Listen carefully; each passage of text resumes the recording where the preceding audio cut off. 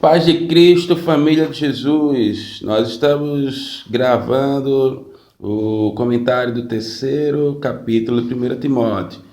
E eu gostaria de começar lendo o versículo 15 que diz: Mas se eu demorar, esta carta vai dizer como devemos agir na família de Deus, que é a igreja do Deus vivo, a qual é a coluna e o alicerce da verdade.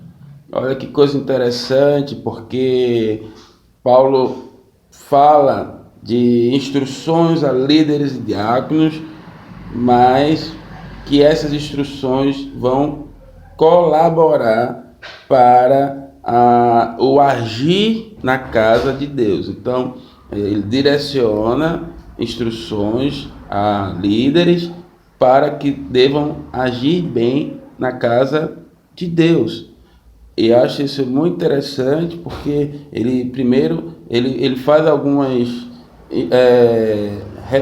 referenda à igreja como sendo a família de Deus, como sendo a igreja do Deus vivo, coluna e alicerce da verdade. Então, se ela é a coluna e alicerce da verdade, ela precisa ser guiada por homens íntegros, precisa ser conduzida por homens prudentes, sábios, equilibrados. E é essas recomendações que todo o capítulo 3 vai trazer. Para que esses homens possam conduzir a coluna da verdade, eles precisam ser íntegros e sensatos. Então eu vou falar rapidamente algumas instruções, algumas se repetem para diáconos e bispos ou pastores, como por exemplo, deve cuidar bem da casa, deve ensinar bem os filhos, deve ser marido de uma só esposa,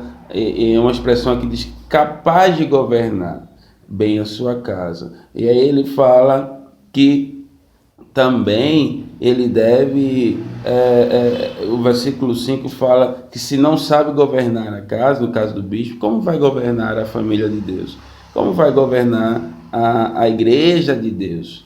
Né? Então é muito interessante a gente pensar sobre isso. Agora tem duas instruções rapidamente que diferenciam, uma que eu quero destacar para os pastores e outra para os diáconos. A recomendação para os pastores é de que não seja novo na fé. Que não seja novo na fé. Por quê? Porque ele não tem ainda maturidade para lidar com as questões da administração da casa e da família de Deus.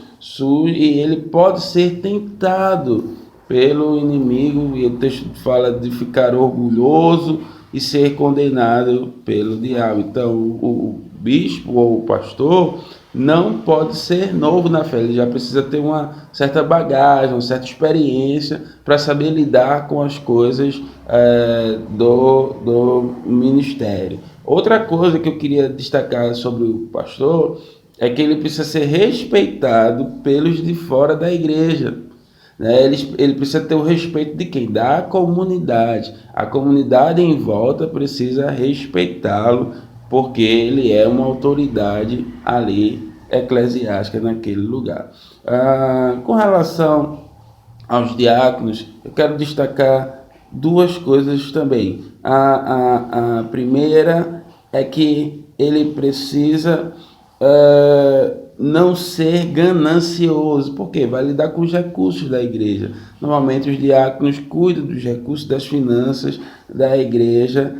Ele precisa ter esse cuidado para que não se envolva em atitudes erradas no tocante à administração financeira.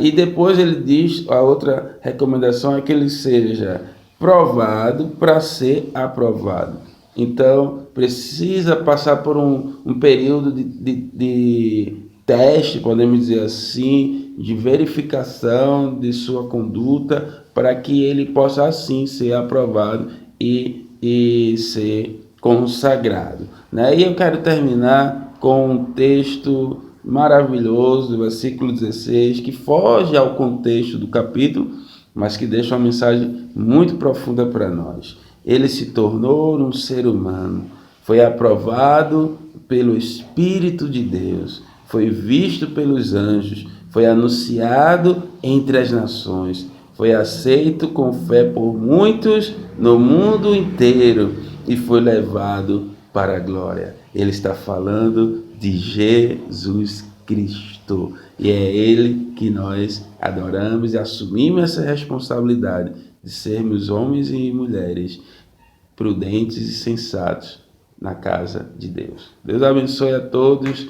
Um forte abraço. Juntos confiamos em Deus.